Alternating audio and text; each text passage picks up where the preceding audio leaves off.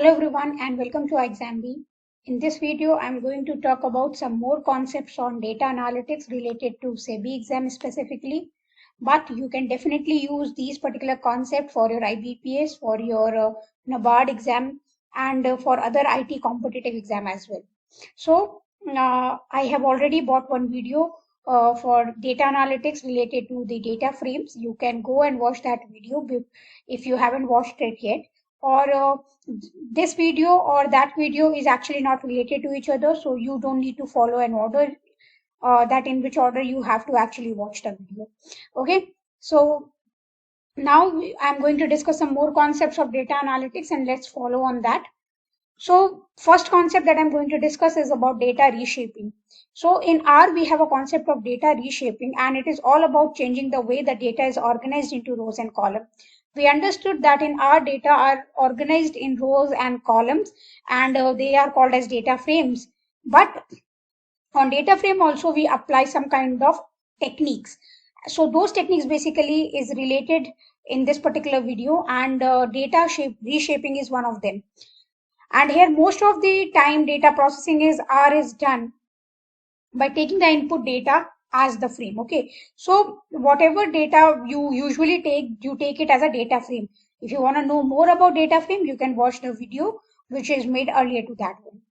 So how you do it for extraction of the data from the rows and columns of the data frame, it's an easy task. We already saw there are some methods using which we can do it, but there are some situations when we need the data frame in a format that is different from the other format that we received.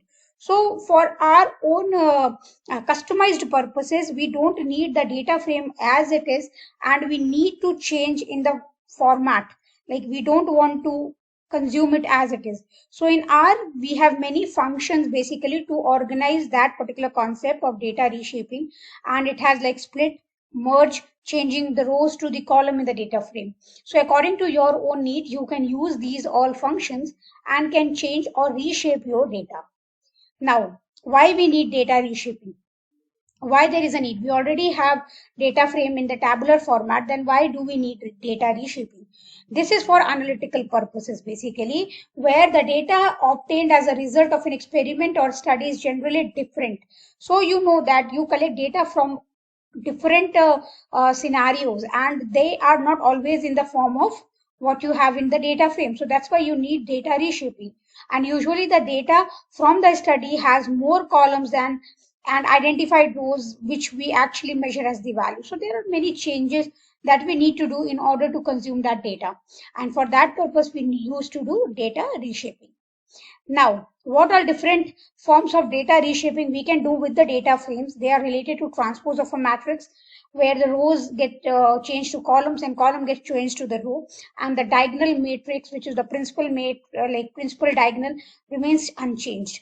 You can also do joining of rows and column with the C bind and R bind. We discussed R bind in our previous video, how it functions. You can go and watch that video again. I'm saying for reference. Merging of data frame also we discussed in our previous video. The new concept that we are going to discuss here is melting and casting. What we mean by melting and casting? Melting and casting are the two concepts which are done using the function called as melt and decast. Now, data reshaping involves many steps in order to obtain desired required format that we know from our previous slides. Now, the popular methods are basically to melt the data and convert each row into unique ID variable combination, and then you cast it. So basically, let's say you have an iron rod, you want to change it into a different form. You don't want it in a cylindrical format. Now you want that particular iron rod in a circular fashion or a sphere basically. So you have to change it, but you cannot change it directly. You have to melt the iron and then you cast it as per the mold which you want. Similar thing we are doing here. Melting, basically you are taking everything as at atomic level by rows, and then you cast it as per your requirement. So melt is the function which is used to convert the data frame into molten data frame, and decast is the function which is used to aggregate this molten data frame that you obtain out of the melt function into the new form. So this is the way how melting and casting are done. You don't need to go in more details, but you should know what these basic functions are doing in order to gain the concept of the data frames. So now, The new concept that we have to understand with the data analytics is data mining with Python and R. So basically data mining in Python and R involve different techniques, and this particular figure give you all the techniques name: regression, classification, clustering, prediction, association rule, correlation, outer, sequential pattern. So let's discuss these particular important concepts. So the very first one is the regression. Regression is a data mining technique, and it is used to find the relationship between two or more variables. So what is the impact of one variable on other variable? And all these variable needs to be continuous. And this particular technique is also called a supervised learning technique. Regression is also applied with the help of machine learning. So it is coming under the supervised learning.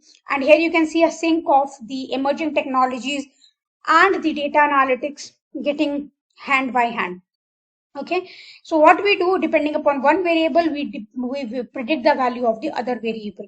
So one dependent variable and independent variable, how these are correlated, we do that. Okay, so now when a single independent variable is used to predict the dependent variable's value, it is called as linear regression. Single independency, right? You don't have more variables involved. But when two or more variables, independent variables, are involved to indicate one or more than one dependent variable's value, it is called as multiple linear regression.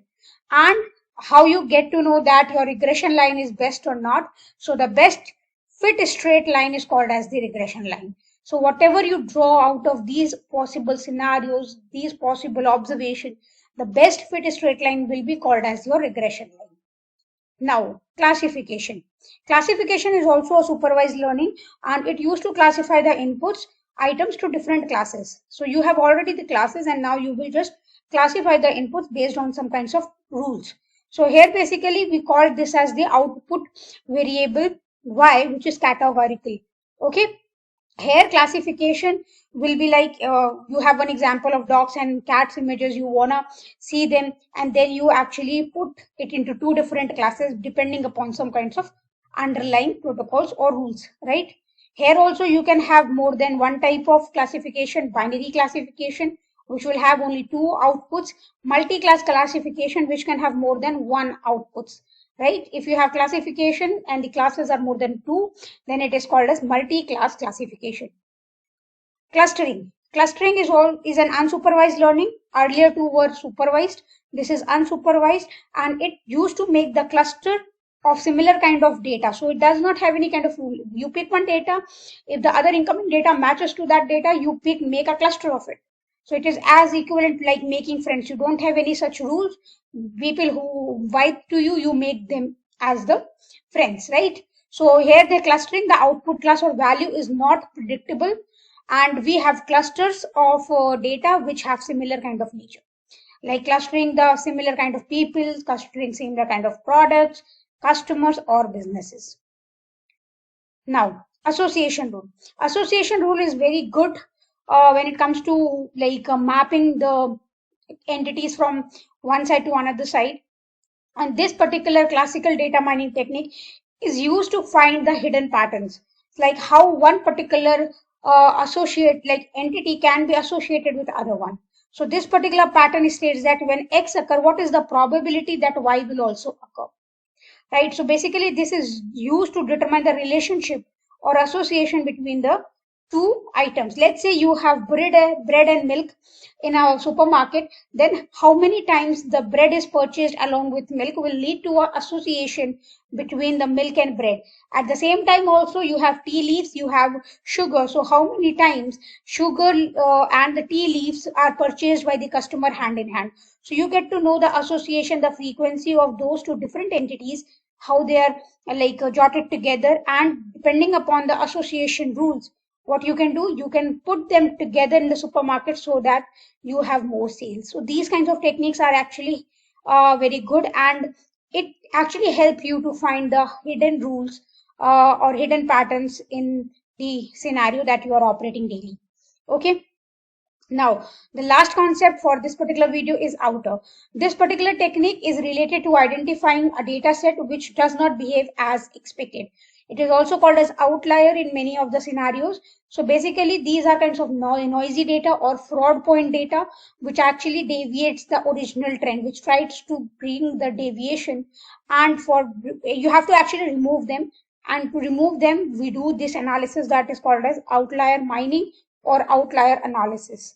And here, because we know that whatever data we are going to get, this is not going to be noise free, you have to consider the outliers, and these outliers detection is valuable in numerous fields like credit card, debit card frauds, and what all not. Like wherever you see deviation, you have to keep outliers in your mind. So that was all for this video, and I hope you got the idea on the data mining's few concepts, extra concepts, and along with that, how they are related to the data analytics.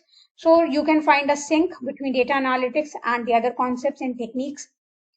I hope this you like this video, and if you like this video, do hit the like button and press the subscribe button and hit the bell icon so that you never miss an update whenever we bring such an amazing videos to increase your knowledge.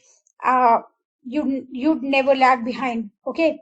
Because everybody else who are preparing and are serious will be updated just by watching the video for 10 or 15 minutes.